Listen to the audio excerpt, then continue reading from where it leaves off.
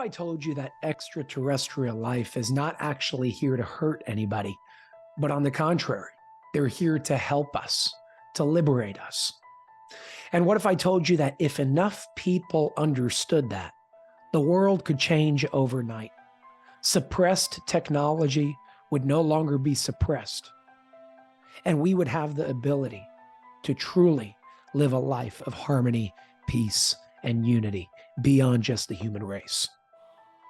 Dr. Stephen Greer is a retired emergency doctor and researcher of all things UFO, what they now call UAP, and extraterrestrial life.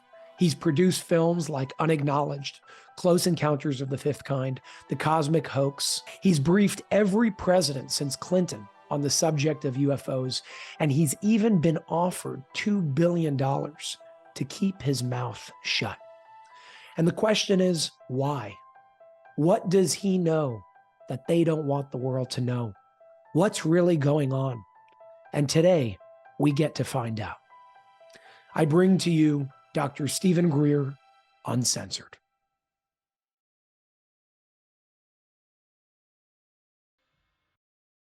Dr. Stephen Greer, thank you so much for being here. We have a lot to speak about today, anywhere from who you are and how you really got to where you are today, because you have tons of experience, all the way to topics like suppressed technology, the true intentions of extraterrestrial life, what really happened on the moon, and anything else you choose to share. So before we dive in today, I want to just tell everybody that we will be speaking about a very important event that's happening in June, in just a few weeks from now of this year. So make sure to stick around until the end of this interview to hear all about that event that Dr. Greer is going to be speaking at and leading. So with that, let's dive right in. Again, Dr. Greer, thank you so much for being here, and thank you for your time. Thank you for having me. I'm very happy to meet you and be part of the program and share what we know with your viewers. Absolutely. So why don't we start with some background? Many people know you, some people don't. Let's start from the beginning of who you are. You were an emergency medical doctor, and today you're a researcher that covers topics on UFOs, UAPs, extraterrestrial life. How did you evolve from that into what you're doing today? What's your story? Well, the real story is I had a sighting of one of these UFOs when I was eight or nine. It was 1963, thereabouts, in North Carolina. And a group of kids and I and my twin sister, crystal clear sky, saw this perfectly seamless silver disc in the sky. And we knew what we had seen. Of course, our parents thought we lost our minds. And, I always tell parents, you should believe your children more when they share something like this. And good advice. I have 4 daughters and 12 grandchildren now. So, listen to them. The children know a lot. But we, knew what we had seen. It ignited a lifelong interest in this on my part. In fact, I began to collect everything I could as a young boy on this subject, and fascinated. And I sort of forgot about it as I went into adolescence. Then in 1973, I had an experience where I had a full-on contact experience with one of these objects. It's what we call now a CE5 contact event. Mm-hmm. It was up in the mountains of North Carolina, and it was an unmistakable event. I mean, like close on with the craft and the extraterrestrial being. So this, I thought, well, this is interesting. So I started a project using what the CIA would call remote viewing, but using consciousness to see remote places and then engage in a contact protocol, which we call CE5 contact. And there's an app you can get that trains you in all this. Yep. But to make a very long story short, that was something I just did, and I didn't do anything with it until 1990. And I started a formal organization for that. And in 1990, by 1992, we were on a beach in Florida near Pensacola, and we were doing this protocol, and we had some Air Force colonels with us and pilots and all kinds of people. And we had four of these objects appear in the sky, and it was a very close encounter that was also physical in the sense that there was effects on the equipment we had and what have you. it got photographed and it ended up on the front page of the Pensacola paper. And the director of Army Intelligence and some other people reached out to me who basically said, "What do you think you're doing?" I said, "Well, we know these objects are real. We know that they are not hostile. We are a ambassador group, in a sense, citizen ambassadors. It's like Physicians for Social Responsibility. You went over to the Soviet Union in the dark days of the Cold War. Doctors would go over to sort of create a détente and a dialogue. So I said, this is what we're doing, and we're doing it as volunteer civilians. Well, they were not happy with this, and of course I was threatened.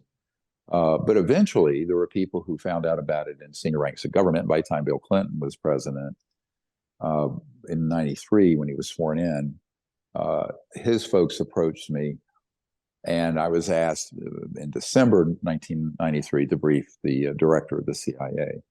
And the reason that meeting took place, which gets to a big punchline, is that the president and his senior national security team were denied access to information on this, which, of course, in and of itself is a shocking statement.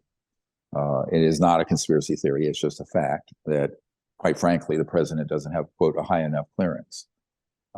George H.W. Bush actually then told Clinton, "You are not to look into this, and this is none of your business as president," quote unquote. So this, of course, caused significant consternation in the White House and at those circles. And so when I briefed the director of the CIA, initially, to be honest, when I got the invitation, I got a FedEx letter, and I thought, this is nonsense. This guy's got to be read in, and read in means briefed on this. He's the CIA director.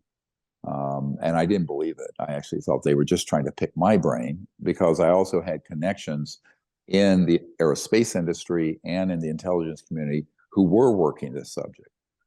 My uncle designed the lunar module that put the first man on the moon, worked on that, put the first man on the moon. And so I said, look, I find it very hard to believe, I was very skeptical as a young doctor, I'm an emergency doctor, that the director of the CIA, that you and the president would not be read in or briefed on this. They said, no, we're absolutely on the opposite. We have been told and threatened not to look into it.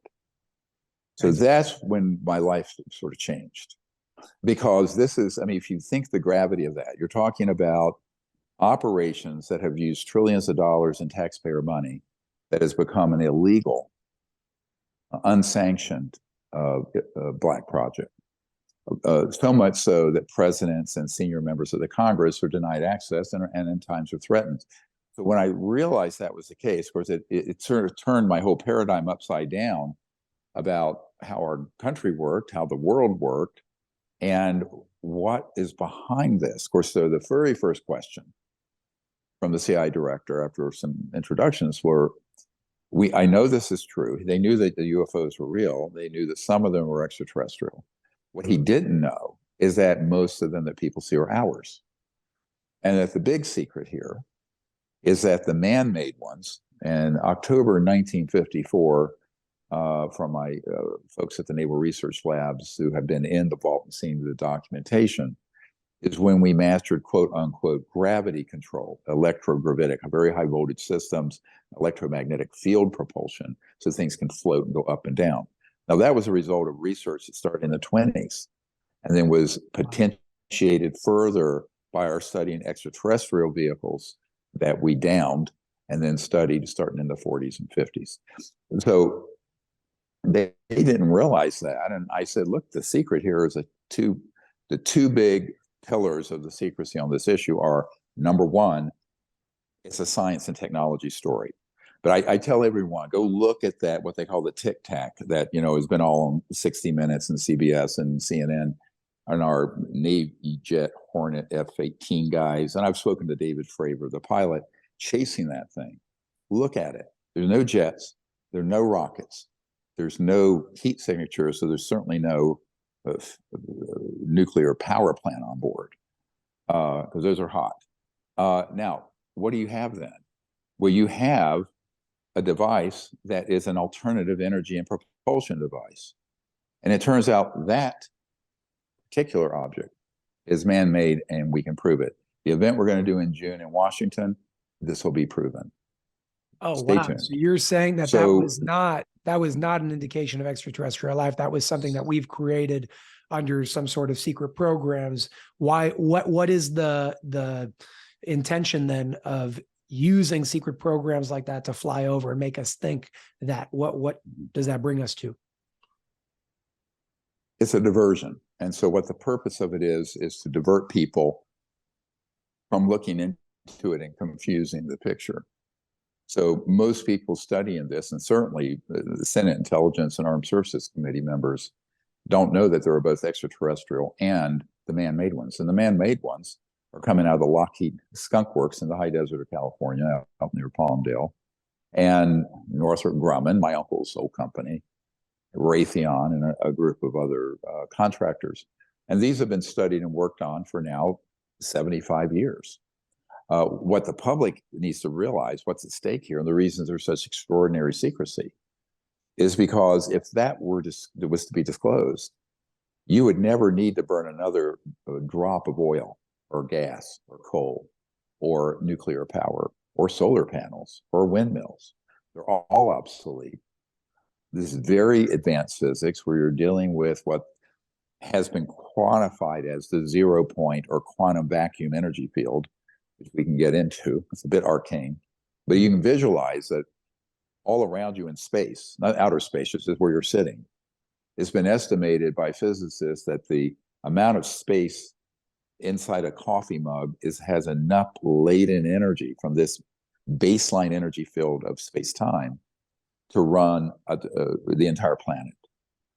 And so the problem becomes, with that kind of technology, we're talking hundreds of trillions, or probably more than $1,000 trillion in public utilities, surface roads, road construction, oil, gas, coal, nuclear. All of that is obsolete and has been for the better part of a century. So that's why we're putting a feature film out on June 6th called The Lost Century and How to Reclaim It. We'll talk about this. Because what's at stake here is we know we're really mucking up the biosphere and the oceans and et cetera and so on. But we also have huge energy needs. And we see how vulnerable we are when you have a situation like Russia and Ukraine going to war and that source gets cut off.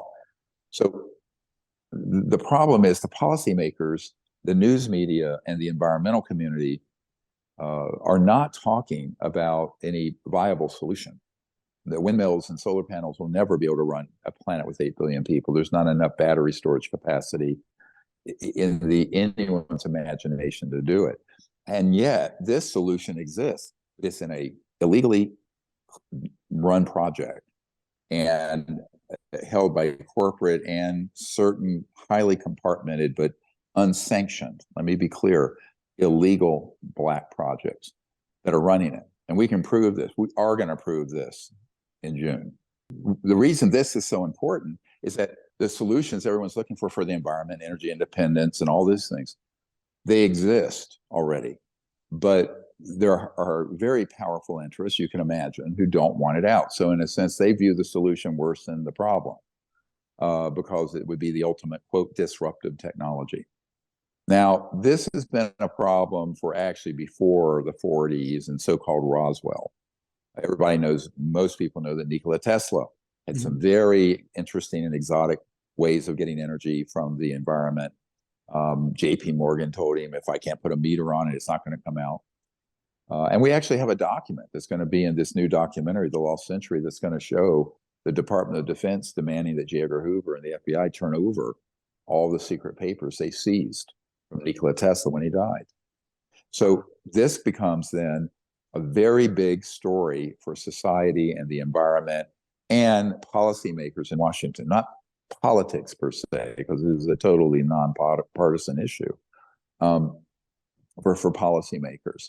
And so I got involved with this once I realized, and I'm getting back to the meeting with the CIA director in 93, 30 years ago in December, this coming December, he didn't understand, and the president didn't understand. Because we subsequently put briefings together for Clinton, and he was hosted at the Rockefeller Ranch, et cetera, and so on. which everyone has heard about. Yep. The big issue became, how do we explain to the public that the emperor has no clothes? This became a big problem for the presidency, because the president did not have control over these projects, which is in itself an astounding statement, but true, and provably true, frankly. So then you begin to ask the question, the secrecy, when I explained to Mr. Woolsey, the CI director, is very much rooted in people wanting to maintain the status quo of the energy and petrodollar system, and et cetera, and so on. But now it's gone too far. It's like years ago when I was with Senator Barry Goldwater at his home. He said, he says, this is a goddamn mistake then, and it was a goddamn mistake now that this was ever kept secret. And yet, even though he was a presidential candidate in 1964, key Republican, conservative, pro-military member of the Senate committees such as Armed Services and what have you, when he inquired about this through General Curtis LeMay, he was threatened, literally threatened. And he told me this story personally while I was at his home. So what I began to uncover in the 90s, just to give you some background, was it wasn't just this president or this senator, but unless the person was part of this illegal clandestine operation, and there have been some in the White House and in Congress, no one else is told about it because they're not going to be read into it, briefed. And that became a rather disturbing and astonishing development. So we first ran this up the flagpole with the White House. Clinton's people came back to me and said, too dangerous, he's not going to touch it. So we then started approaching members of Congress. So, for example, I had a long meeting with Senator Dick Bryan of Nevada, ironically, where Area 51 is. And he was Senate Intelligence, and he told me that they haven't told us anything about this. And he was a ranking member. And so I went through the whole system. And then I went overseas, the United Kingdom, other countries, Canada. And I found that this was replicated. This sort of illegally run covert operation is replicated all over the world, not just the United States. The crown jewel, of course, is the US, because we have the biggest economy and the highest tech and the biggest military and intelligence budget, from which you can siphon off and embezzle enough money to run these projects. That's what's going on. But when that came to light, and then the CI director said, well, now this makes sense. The same thing was said to me by the Minister of Defense of Canada, Paul Hellyer, when I was getting him informed on this. He had left office, and the whole time he was MOD head. He said, they don't tell me anything. I don't know anything about it. And they never did. He was with the first Trudeau ages ago. But this is a story that I have been able to document all over the world. Minister of Defense of Australia, same thing. Minister of Defense of the United Kingdom, same thing. Now there's huge interest, and they hear little snippets here and there, but they don't control any of it. And I think that the organization that does, MAJIC, MAJIC, Majority Intelligence Committee, that organization is very much wanting to keep it under wraps for another reason. And that is, there has been a long-term defense plan, 70 years plus, that Carol Rosin saw. And she was one of we started the disclosure project to bring people like her forward. She was Werner von Braun, the guy who invented the rocket for Adolf Hitler's right-hand spokesperson for the last 4 or 5 years of his life. And he told her, look, we have these objects, but what they're planning to do with it is eventually use them in a false flag deceptive operation to convince the world that there is an alien threat, so the world can be united around a military sort of totalitarian effort. I can tell your viewers we are one step away from that right now. That has picked up pace dramatically, and it's a very dangerous time, which is why we're doing this event in Washington in June. But in the meanwhile, we've worked this system now for 30 years. We have about 750 top secret whistleblowers from corporations, secret military operations, Pentagon, CIA, et cetera. Most of them are US. There are a few that are from UK, and Canada. So this has been something we've been assembling. The first sort of volley and tranche of these were in 2001, and your viewers can look up the National Press Club event for the disclosure project there. And it's up on my YouTube channel and what have you. But that has continued and has accelerated rapidly in the last a couple of years since the Congress passed the law. And the people who wrote this for the senators, I know them, which requires the government to report on UFOs or UAPs or whatever the fake name is they're using de jure. I mean, they just make up fake names, by the way. They're not unidentified. They're not unexplained aerial phenomenon. That's a bolide. That's a lightning ball or something. You know, they are explained, and they're not just aerial, and it's not a phenomenon. It's not a natural phenomenon. You're saying that a large intention over here up until now and still currently is pretty much make the public think that there's a military threat, make the public think that there's a threat to national security, both in the US and beyond to the world as a whole, to pretty much keep us away from the very technology that would make them go broke and lose power, but would change the world for the better overnight. We'd have an entirely new, well, in 10 or 20 years, that in a nutshell is it. In 10 or 20 years, think of this, we would have a completely new civilization with no pollution and no poverty globally. That's the power of what these new technologies would bring us. But at the same time, well, that would be great for 99 point whatever percent of humanity. It'd be catastrophic for huge stakeholders who hold multi-hundred trillion dollar asset bases in these particular industries and commodities, and let's call them early industrial technologies, the internal combustion engine, jets, power plants, coal, nuclear, all that. So this is a massive macroeconomic and geopolitical problem, but it's rooted now in furtherance of keeping this deception going.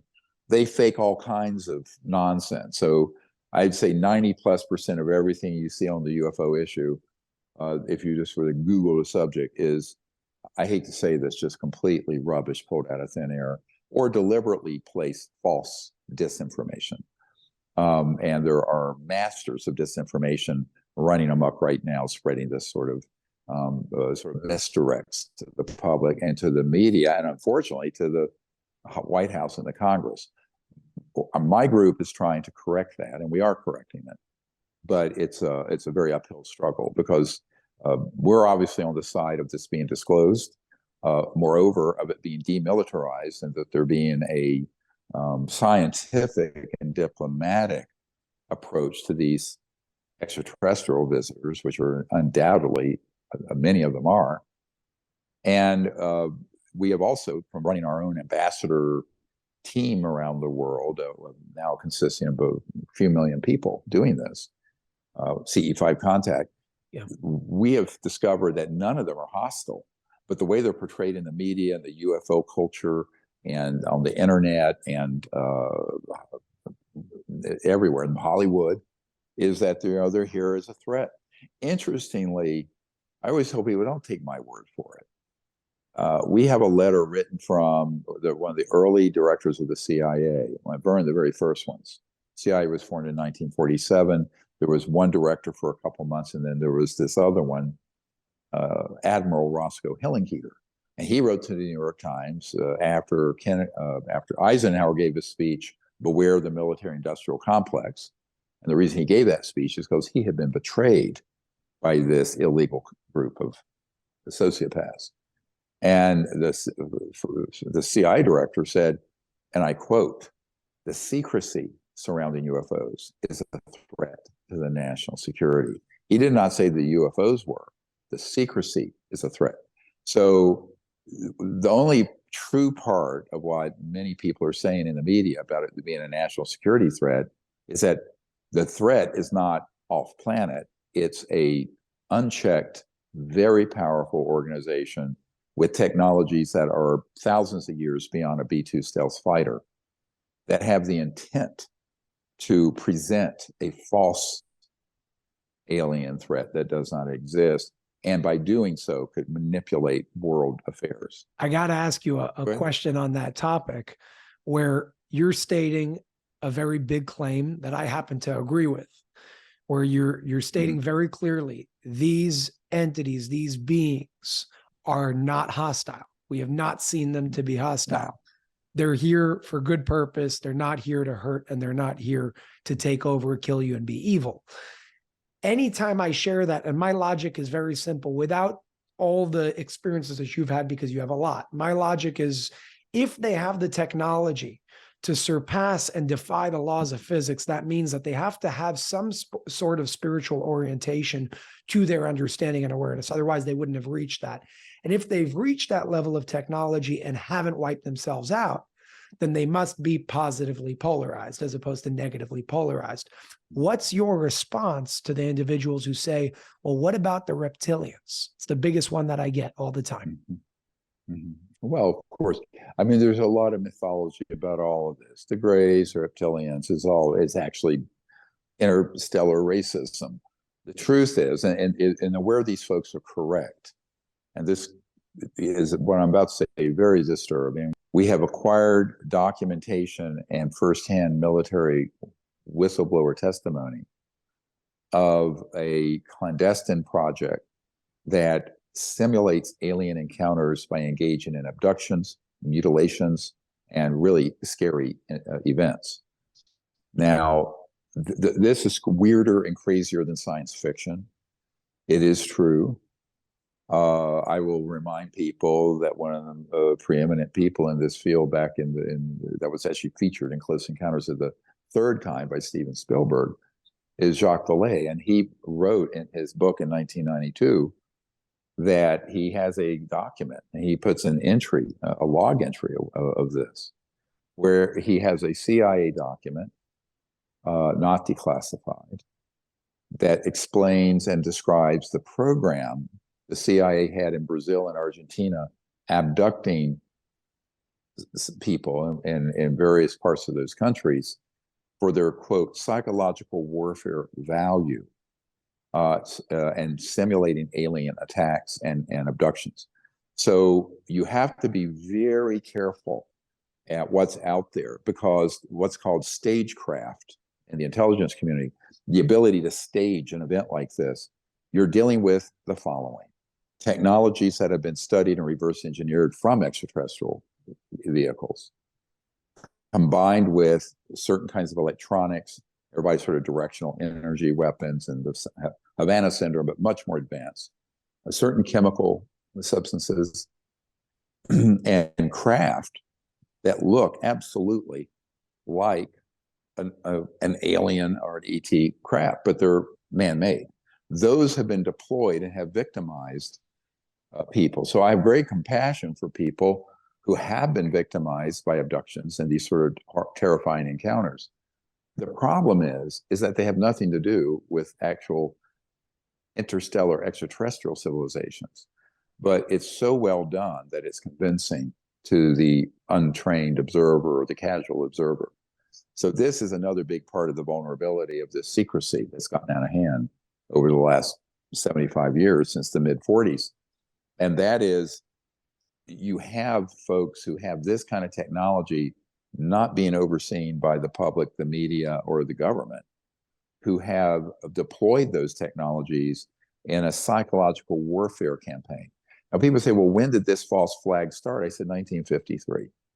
I have a CIA document from Walter Bedell Smith, the CIA director, where he describes using the UFO matter for its, quote, again, it's just like the 1985 document that Jacques Vallée has, for its psychological warfare value.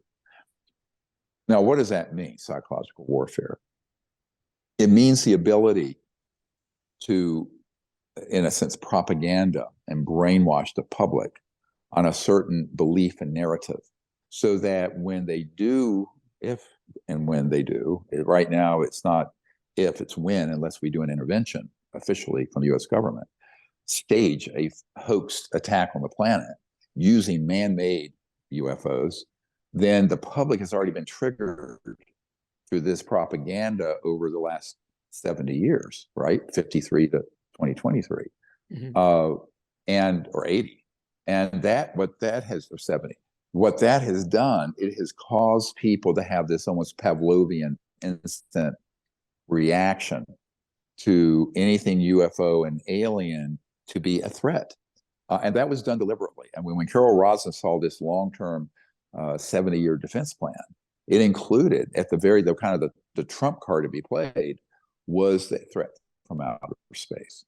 So the UFO research community, which is unfunded, unprofessional, it's mostly hobbyists, have been unfortunately completely deceived, as I was, frankly, until the early mid 90s, that these operations were taking place. Now, remember, we have multiple people who have been tactically involved with that. We have this document that Jacques Vallée possesses. We have an Air Force intelligence officer on the record and on videotape saying that they were doing these abductions.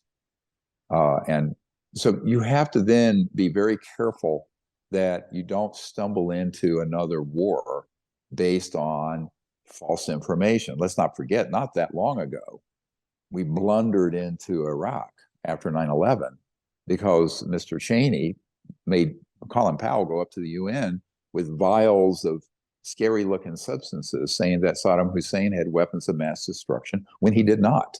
And he was a socialist Ba'athist, not religious. He did not like the fundamentalist religions people. And he was not involved with 9/11, but they hoaxed all that evidence so that the United States and the coalition partners would go in and spend a couple of $1 trillion and 1 million people dead, Iraqi and US soldiers and injured, over something that was based completely on a hoax.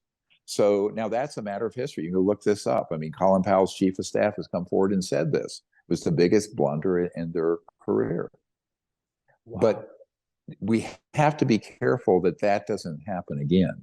And what I see happening with all the false stuff, happened to this TTSA group and Luis Elizondo and Nick Pope and Chris Millen have all come forward. We don't know what these are, lie number one, but whatever they are, they're a threat to the national security, blah, blah, blah. And then the Pentagon last year releases 1,500 pages of documentation and other members of this cabal of weirdos about the abductions and the pregnancies and the brain trauma and the burns. Every one of those cases were done by humans, every one of them. So I think people, before we go leaping like lemmings off another cliff of the sky is falling, aliens are invading, we better look at the evidence and be very skeptical of that narrative being pushed on us by the mainstream media and these masters of disinformation that have been plucked out of the Pentagon and elsewhere to tell people this false narrative. It's a very dangerous game they're playing. And I have to say, the reason it's disturbing is that the public is very vulnerable to that kind of spin because we've all grown up with alien abductions and Ridley Scott's movie Aliens and all the scary, scary, scary stuff. So, the public is primed to be maneuvered into something that could be quite catastrophic in terms of our freedoms, our liberty, our society, our future. And I think this is why we have to take a big step back, look at the data, look at the evidence. In that sense, people say, gee, you're the biggest UFO ET skeptic I've ever met. I said, not that about their existence, but about a lot of what's prominent and pushed to the forefront. Because let's not forget, the big media and Hollywood are infiltrated by intelligence operatives. I mean, there are Hollywood actors who come forward and said so. So I think we really have to be cautious, give the chance for this to be studied properly. And then I always tell people, and I wrote exactly in 1991, I wrote a paper based on what you said. And that is, any civilization capable of interstellar travel, they're not breaking the laws of physics. They're discovering more and more advanced physics, right? I mean, Newton, with his apple falling from a tree, didn't know about quantum mechanics. So I think what happened, we have civilizations that are thousands and some of them perhaps 1 million years ahead of us that have technologies that are so advanced that they can basically fold space-time. So they go from one point way out here to another and it's right here. It's called quantum entanglement. But through gravitational field and waves, you can fold space-time like a piece of paper. So one point is here and here, and you're boom, boom. They're not traveling in a straight line. I'll just tell you that. There's no linear acceleration. So those technologies, if having that would mean that you would have technologies that are orders of magnitude beyond a thermonuclear weapon. And if they were hostile, they would have made it quite clear why. In 1945, and Jacques Vallée has now confirmed this also, when we detonated the first atomic bomb at the Trinity site, White Sands, there's an electromagnetic pulse everyone knows about. What they don't know about is that there is what's called a scalar or longitudinal wave. And it's a normal wavelength is like this. It's a wave, light wave. A coherent light, which is a laser, is all the green spectrum all coherently aligned instead of multiphasic. When you're dealing with a scalar or longitudinal system, it's a point that goes out in a straight line at multiples of the speed of light. The reason the skies were, and every nuclear facility in the world has been surveyed and surveilled by extraterrestrial vehicles, isn't because they're hostile, but because those things are extremely disruptive to other points in the universe because of entanglement, non-locality, where we think, it's always a straight line to the speed of light. With these systems, it's point to point very quickly. Makes sense. But they're disruptive. So now, well, this is information that we can now prove. We have a physicist who's coming to DC with us, who is a top scalar longitudinal physicist, has been in many black projects. And one of the issues here becomes very quickly, maybe we're the problem. I got to ask you a quick question on your stance on scalar in general, scalar energy, scalar waves. So I actually work with a technology called the energy enhancement system. Have you ever heard of it? No. The energy enhancement system is it's a technology that uses, with other components as well, uses scalar energy and scalar waves as a form of like a healing modality, as a form of therapy and so on. So sure. Do you see scalar as a negative thing, or are you saying that scalar can be used in negative ways and can be used in positive ways? Can you elaborate on that? All science and technology is neutral. It's the consciousness and the intent of the person who wields it. That's the problem. I can, as an emergency doctor, look, you can take a knife and spread butter on your bread, or you can slit someone's throat or stab them in the left ventricle of the heart. I've seen both. So it isn't the technology or the tool. It's what's the intent of those who wield it. Now, can those same technology be used for communication, faster than the speed of light? Yes. Can they be used for healing? Yes. Can they augment meditative states? Yes. There are many positive uses. So again, it isn't that it is inherently bad. It's dangerous when it's in the hands of somebody who is a sociopath or a violent person or what have you. I always, everybody's worried about the alien. I said, no. It's Homo sapiens, humans, with what we're doing with these sort of technologies recklessly, that is an existential threat to other worlds. Now, if they were hostile, given the fact that this was very disruptive to interstellar communication travel, this scalar burst goes way beyond the electromagnetic pulse of a hydrogen or atomic bomb. They would have just shut this whole enterprise down in a nanosecond. So all of that kind of mayhem and insanity, if they were hostile, it'd be over. It'd be point set match. And here's the big problem. The good people, like Eisenhower, who were trying to deal with this in the early days, was pushed aside by people who were the original supporters of Adolf Hitler. Now, you may not know this, but Paul Mellon is a grandson. I work with him. He is the grandson, but also the son of Senator John Warner, who just passed away. And the first time I met him, he says, look, my entire family are fascists. We helped fund Adolf Hitler. We were very supportive of fascism. And he was talking about not just his grandfather, Paul Mellon, but people like Watson of IBM and Henry Ford and Prescott Bush, George H.W. Bush's father. And this is, I'm not trying to cast aspersions on anybody or any family. This is just a historical fact. So what happened is that Paul Mellon went over at the end of World War II with Allen Dulles, got this disk that the Germans were working on that dealt with this electrogravitic. They had not perfected it before we got the atomic bomb, but it was brought back to America, and under Operation Paperclip, we brought in key scientists such as Werner von Braun, Hermann Oberth, many others. And their whole book's been written on this. This is just a fact. It's not some theory. What people don't know is that those same people were involved in the early UFO extraterrestrial retrieval and research.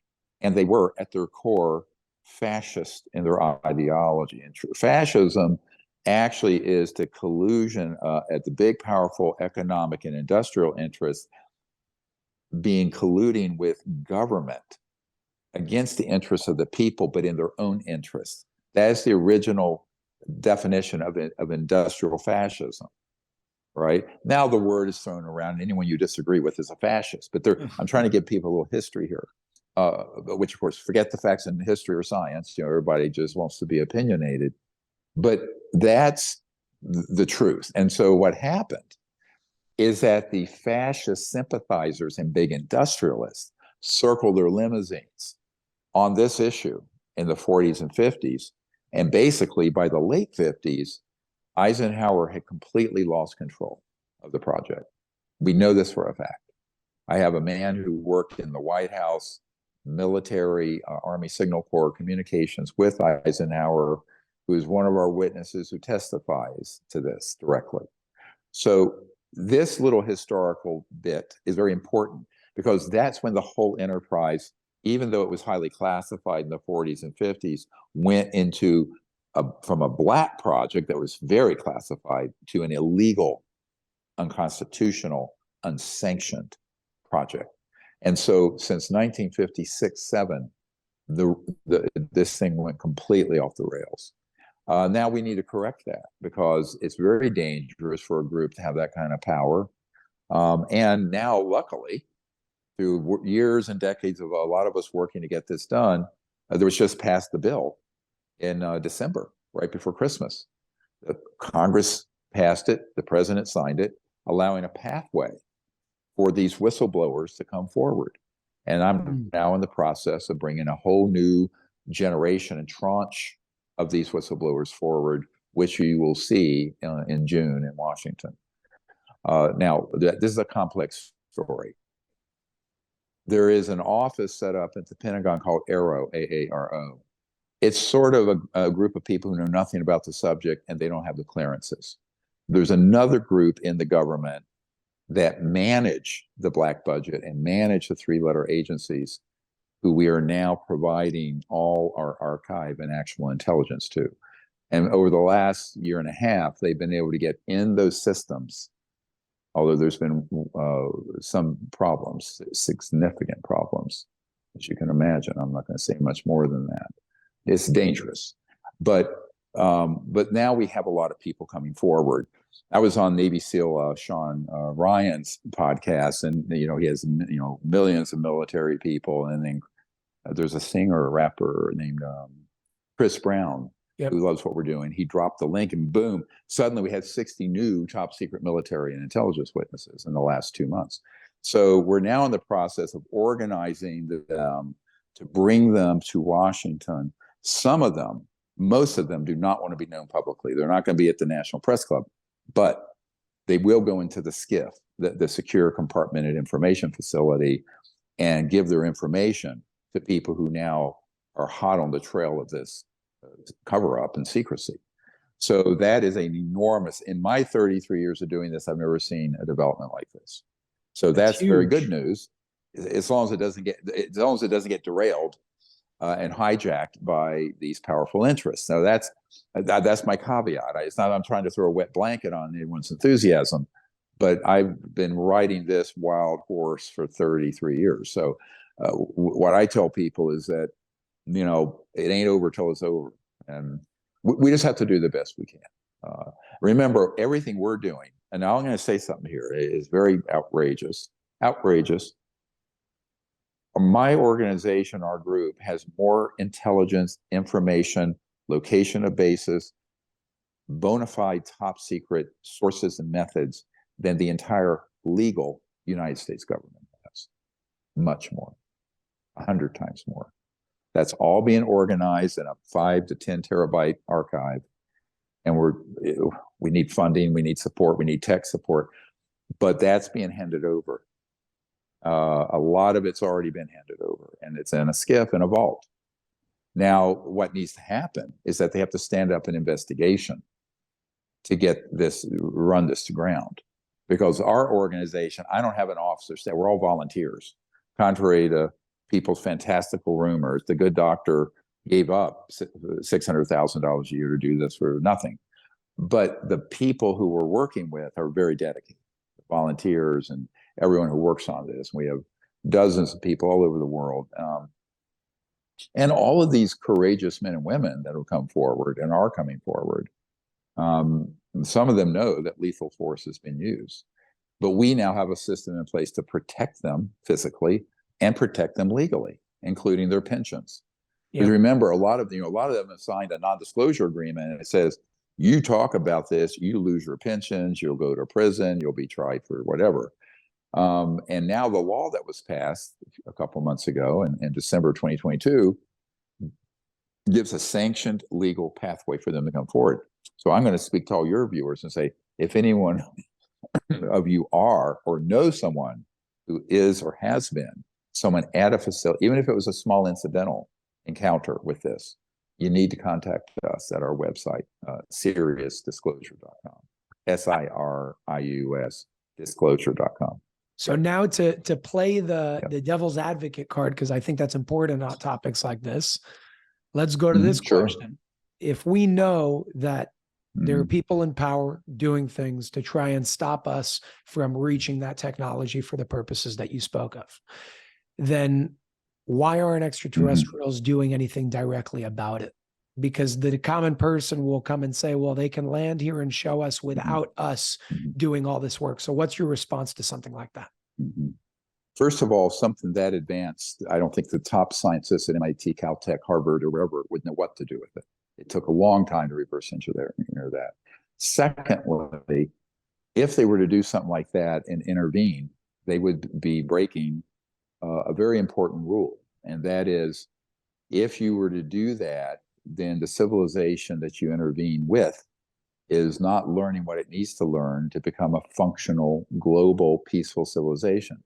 And then thirdly, for a fact, I can guarantee you, if anything like that were to happen, it would immediately be seized by the spin mass meisters in these illegal black projects and their sidekicks at CBS, CNN, all the major, Fox, all of them.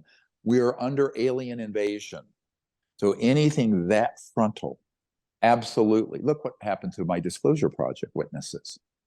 I had a bunch of them that were at Minot, North Dakota, and Malmstrom Air Force Base, and at the Strategic Air Command when this ET vehicle went over and took 18 intercontinental ballistic missiles offline. But they were doing it, and the people in the silos said what they understood is that they were saying, please don't blow up this beautiful planet. This was in the height of the Cold War, but if you do, we can intervene so the whole planet isn't destroyed, because they actually love this planet. This planet is a jewel in the cosmos. So, but then you had people like Leslie Kean and other people who work for the New York Times and write for the Boston Globe take those witnesses that they got from me and spun it into Alien Invasion Week. The aliens are attacking our nuclear facilities. The sky is falling. They're a threat to the national security. So unfortunately, now, so I'm giving you a concrete example, factual. Anyone can look up what I just said. Of the way you could take one fact and spin it into exactly the narrative that plays into the hands of these criminal groups that are running these projects and lying to the Congress and the president and the media and the American public. So that if I have figured this out with my meager IQ, I am quite sure that an interstellar civilization whose IQs are running at 300 to 500 equivalent scale of a human, which our top scale is 200, would have figured this out. They are not stupid people, beings. So, I think they do not want to hit that tripwire. So here's a conundrum. It means that we on Earth, humans, need to fix this problem. If we can correct a lot of this problem, then engage in open, what we call CE5 contact, where it's peaceful contact, not a militarized setting, then I think you're going to see the universe throw its arms open. But we're not there yet. We're quite not there yet. Now, I thought we would be there by 1995. So don't ask me when we might get there, because I thought, in my naivete as a very young doctor, I don't know if your viewers can grasp the surreal nature. By day, I'm taking care of shootings and stabbings and raising 4 kids with a golden retriever. And then I'm shuttling up from North Carolina to Washington to brief the senators and the CI director on something that I know about and they didn't. I mean, it's ridiculous. It's crazy. It's what a ride. Yeah. I'll be 68 in June. I go, Jesus, I thought all this would be, I thought, okay. And Lawrence Rockefeller got involved. We organized all these briefing materials for the president, Clinton at the time. And I thought, well, and I set a whole set of recommendations of what he needed to do. And the next thing you know, I have a friend of the Clintons come to my home in North Carolina and said, look, the people around him say this is too dangerous. And that if he pushes on this, I'm quoting, he will end up like Jack Kennedy. And I started laughing out loud. I said, that's the biggest load of crap. I said, I don't believe that for a minute. But he said, no, they are convinced that the president would be in mortal danger and we can't afford to lose another president. Then I said, well, what do you want me to do? He said, well, we think you should keep doing this. I said, oh, what you're saying is I'm expendable. It doesn't matter if something bad happens to me. He says, yeah, you're expendable. So I always tell him I'm the throwaway guy. Is it true that you were offered $2 billion to keep your mouth shut? Yep. General Albert Stubblebine III, don't you love the name, Bert Stubblebine, offered me personally $2 billion in 1992 in May, up in near the Estes Park at the St. Milo's retreat center.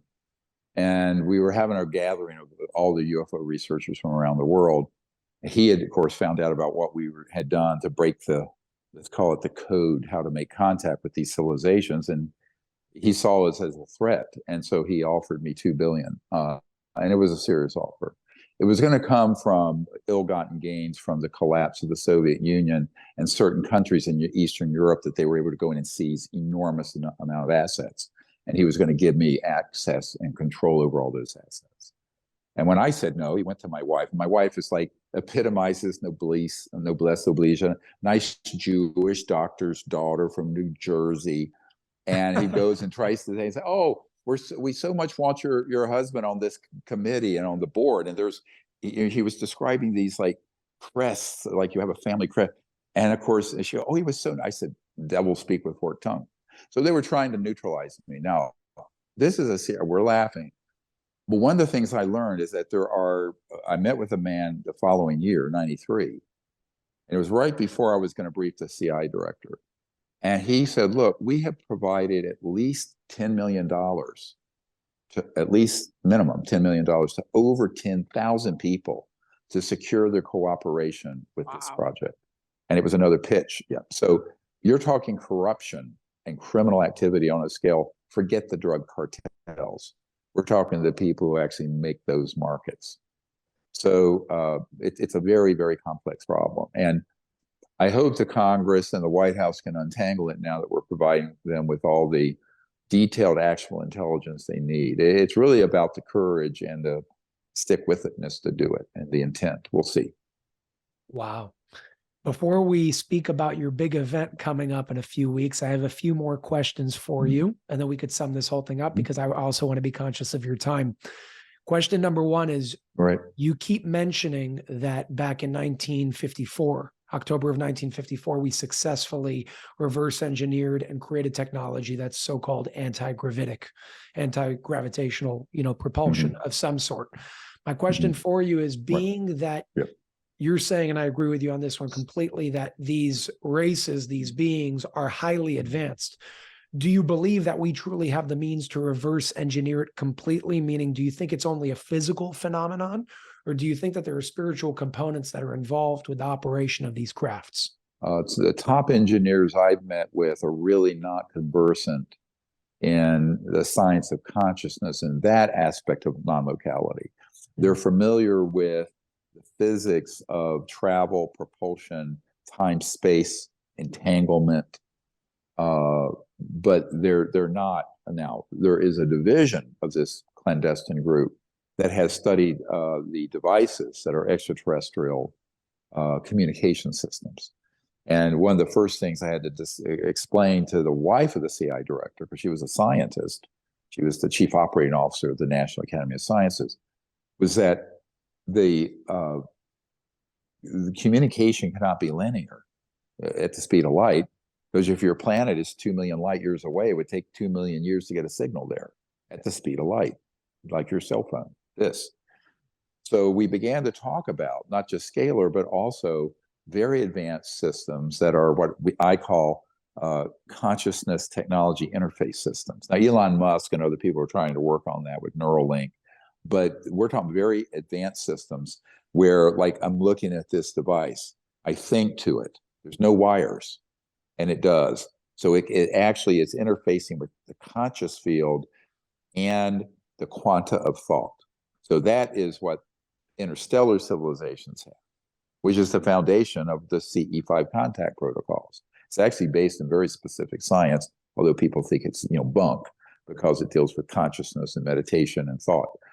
But on the other hand, they have not been able to get all of that sorted out. But that's a different level of technology where there's a seamless conscious thought interface with the device than getting something to fly and move. So let's just say there's a whole constellation of technologies, some of which have been mastered and some haven't. Now, the more dangerous aspects of what they have mastered are electromagnetic devices that are kind of directional energy devices that are longitudinal or scalar. Some people call them radionic and psychotronic. That was the old term in the 70s and 80s. That can target people and their behavior or disruptive. Something like the Havana syndrome on steroids. So that is real, and that unfortunately is in the hands of some very bad actors, which is another thing reason why the government has to get control of these projects, because you have very advanced technologies in the hands of people who absolutely cannot be trusted with them. So that's it in a nutshell. Yeah. You mentioned that your uncle was part of building something having to go to the moon, that actual technology and vehicle. What's your stance on the moon landing? That's a very controversial issue nowadays. Some people say we did it. Some people say it was fake. What do you believe happened there? Oh, no, we went to the moon. There's no question we went. It's just that what happened wasn't shown fully. Now, let's back this up to one of our disclosure project witnesses, Carl Wolf, who was at the Langley Air Force Base National Security Agency compartmented facility, where the images from the lunar orbiter in 1968, early digital, they were mapping the surface of the moon were coming in. And he went in there, just something had broken. He was in there fixing, and a guy says, come over here, come over here. This is how a lot of these leaks happen, by the way. And he showed him these digital images of these structures on the moon. And some of them were very, very old, some were newer. And so when we were sending Neil Armstrong up there, my uncle helped work on the lunar module, which was the actual thing that landed on the moon. We knew covertly, the intelligence groups, that there was a chance that there could be something that they don't want the public to see. And when we did land, they put it down in an area where those structures would not be seen. However, what they couldn't control is that there were these UFOs above the Sea of Tranquility, where we sat down on the crater. Now, I've spoken to several people on my team who've seen that footage. It was never shown to the public. It went through a relay, and Australia was delayed enough to be taken out, and there was other footage put in. No, Stanley Kubrick didn't make it. But so did we go to the moon? Yes. Is some of the footage there legit? Yes. Was all of it shown? No. Neil Armstrong told us if he came to the Disclosure Project event we were doing, that he was told he, his wife, his kids, and his grandkids would all be killed, erased.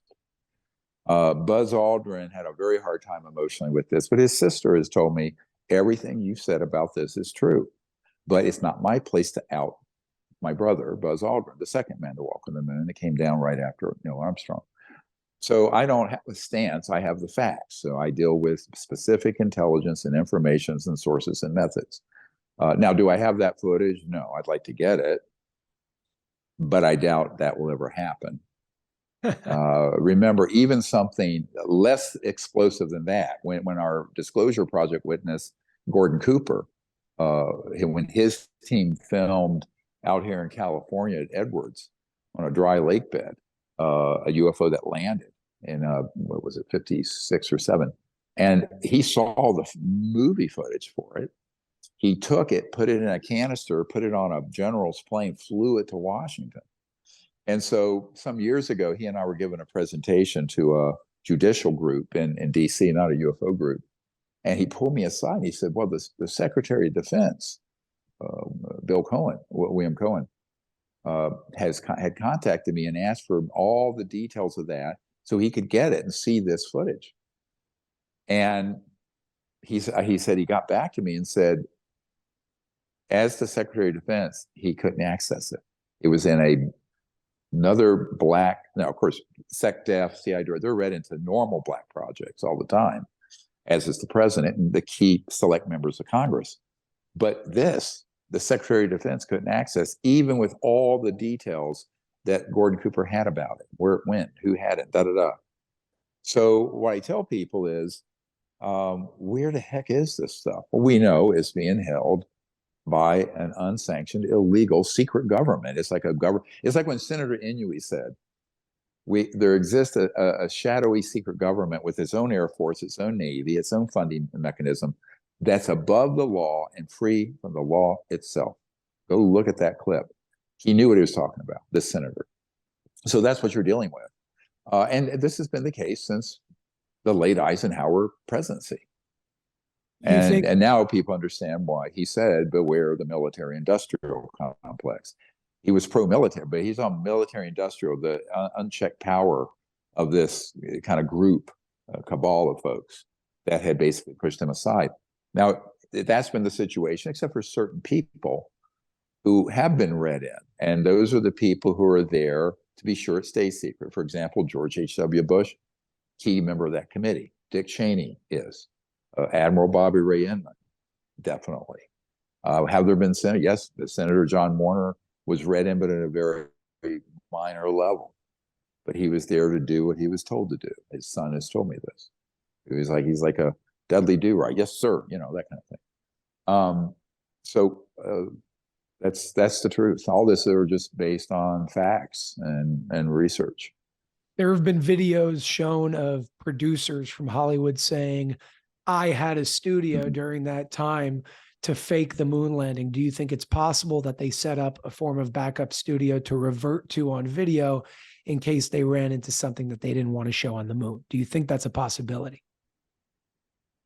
I think what happened is that they knew there was a high chance something would happen that they didn't want the public to see, but they had already filmed some footage that could be spliced in.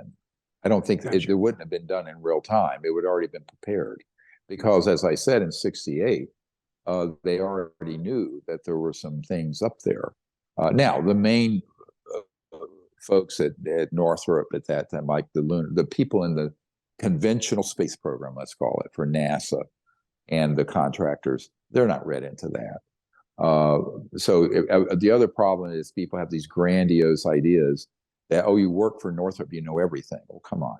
Or you know for now, or you work for the CIA. There's a guy I'm working with who has his boss has been at the agency for 35 years and wants me to meet with him because he's never been read in on any of this. So this is the nature of TSSCI, top secret special compartmented information. And the compartmentalization is so minute. You can have someone that you've worked with for years sitting right beside you, and those two people will not know what they're working on. And that is how it's structured. And if they violate that, they can get in big trouble. Yeah. So I think that the nature, the architecture, let's call it, of this secrecy, it needs to be understood by the public. Now, most people in senior ranks of government understand TSSCI. They don't understand that there is a TSSCI plus, let's call it. Or they understand the black budget. They don't understand there's an illegal black budget, right? So this is where the disconnect has happened. And this is one of the concerns I have. People go, oh, the government is hiding this from us. I said, unfortunately, 99.9% of everyone in the US government couldn't find their ass in a well-lighted room around this issue. I hate to be blunt, because they honestly aren't told anything. Yeah. And so they're victims. I briefed admirals and generals, the head of the Defense Intelligence Agency. Every one of those men have been victims of the secrecy, and they're scared because when they find out this is real, they go, oh my God, well, who's running this? You know, Admiral Tom Wilson, when I briefed him, I brought Edgar Mitchell in, who was the sixth man to walk on the moon, to learn. So he was learning about all this in '97. That admiral said, look, you know, the best thing I know is a B-2 stealth bomber. And what I've learned now is that they have objects that can do circles around it. And it's point, set, match. What do I do? And so that was how that meeting, 2-3 hour briefing ended. But he was also threatened. He was threatened with being demoted and more for inquiring. And this was the head of intelligence, Joint Chiefs of Staff, J2. So, you know, that was one of the problems when he contacted some of these people and they flat out said, you don't have a need to know. He says, well, how can I not have a need to know when I'm the head of intelligence for the Joint Chiefs of Staff? They said, sir, you don't have anything, hung up. So one of the problems is this broken system allows for what Senator Inouye said, for this organization to go forward unchecked by law, by the people, by the media, by the president, and by the key oversight committees of the Congress. But that's changing. We have a letter where 16 senators just signed encouraging the Pentagon to step up the pace of investigating this. I recently met with a member of the House who is demanding that we have open hearings, not the dog and pony show that happened today. So there's progress happening, good progress. It's amazing to hear, and it's amazing to know that you're behind something like that to bring that to the table because of the actual implications of what that means in this world and how it can actually change the world quickly. It's huge. I don't think people understand the actual implications of the work that you're doing. They say, oh, you know, Dr. Stephen Greer, he's doing a bunch of stuff with extraterrestrials and bringing things to the awareness of the masses. But it's more than that, because when you succeed, what you're really succeeding in is it's a revolution in technology. It's a revolution in the economy. It's a revolution in structures of how hierarchies work. It's a revolution of life. Right. It's huge. Oh, it is. Change every aspect. You know, this is why it's funny when I was at the JY Ranch with Lawrence Rockefeller before they brought the Clintons over. He said, we were late at night out on the deck, and there's a Remington bronze statue out there, and we're out under the stars. He says, you know, doctor, the disclosure of this is so vast, is so profound in its implications. No aspect of life on Earth will be unchanged. I said, yes, Lawrence, that's why it's secret. I mean, it's not, you know, all of this isn't because this is trivial. It is the biggest secret in the history, known recorded history of humanity, and certainly of the United States. So I think that that's when people realize what's at stake and what the implications are and what stakeholders are going to be affected. I mean, look, the price of a barrel of oil will go down to $12 a barrel. It'll just be used for lubricants, plastics, never be used for fuel again. So this is an enormous implication. You know, I recently consulted with a $2 trillion mutual fund where they were doing a ultimate black swan paper. on what the impact would be on their portfolio when all this comes out. And I said, you'll have a 50% reduction in the value of your $2 trillion fund. So, so I'm being very honest. I mean, this is how, the implications and the weight of the issue. But if we kick this can down the road another generation, well, hey, I won't be here, so it won't be, my children and grandchildren. But if we kick it down the road, I mean, the risk to geopolitically, I mean, we're wanting to go to war over oil already, right? How many times? Endless oil wars.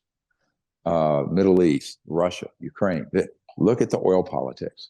But then you start looking at the biosphere. And even if you don't believe in global warming, there's no question that oceans are dying. And there are 5 to 10 million people a year dying just from particulate matter soot in the air from burning coal and all this noxious stuff. The irony is that no one living on the earth barely has been alive when we should have been doing that. The oil and gas and coal should have been retired in the early 1900s. You came here to heal humanity, and you found a different way of pretty much doing it. Well, awesome. I joke. I kind of miss being I miss being in the emergency department. I like life and death, and being saving lives. But I sort of realized, you know what? Now my patient is the Earth and her 8 billion children. It's sort of like it's the doctor. Now it's a different patient. Yep. The Earth. Yep. I love the Earth. A beautiful place. I got one last question for you before we dive into your event and everything that you're doing with your film, The Lost Century. Again, I like asking the questions that unfortunately create division in the world with the intention of uniting the world instead of dividing with different beliefs. So one of the big divisive beliefs today is flat Earth, round Earth. You can't leave Earth because there's a firmament that keeps us within. And all these things that have been coming out over, a lot more so over the past 3 years than I've seen ever. So my question for you is, what is your response to arguments with everybody saying, well, there's hours and thousands of hours of research of the Earth is flat and NASA's lying to you? What's your response to something like that? Well, it's nonsense. I mean, the Flat Earth Society is interesting, but it's not true. Now, you can move space-time so everything is in a plane, but that's not the way one sees it. And there's no question that there are stars and galaxies and planets that are spherical and et cetera and so on.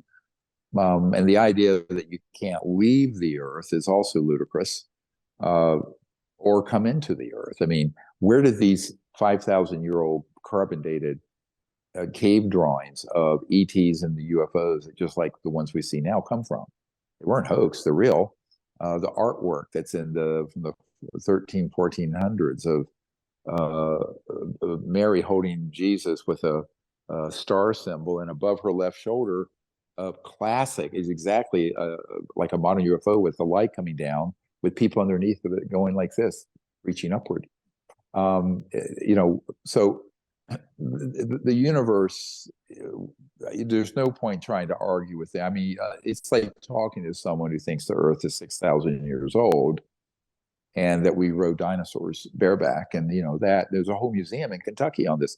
At a certain point, I don't feel one has to indulge every crazy argument. And look, as Senator Patrick Daniel Moynihan said, everyone is entitled to their opinion, but not their own set of facts.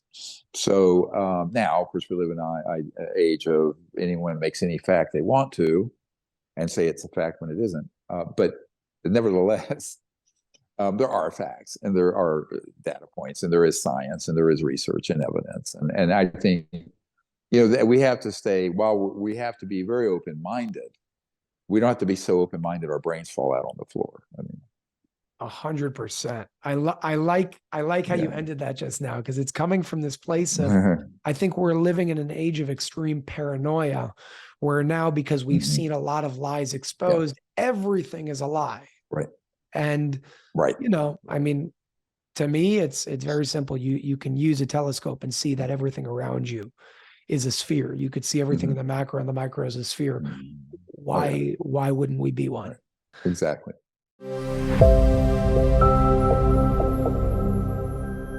subscribe.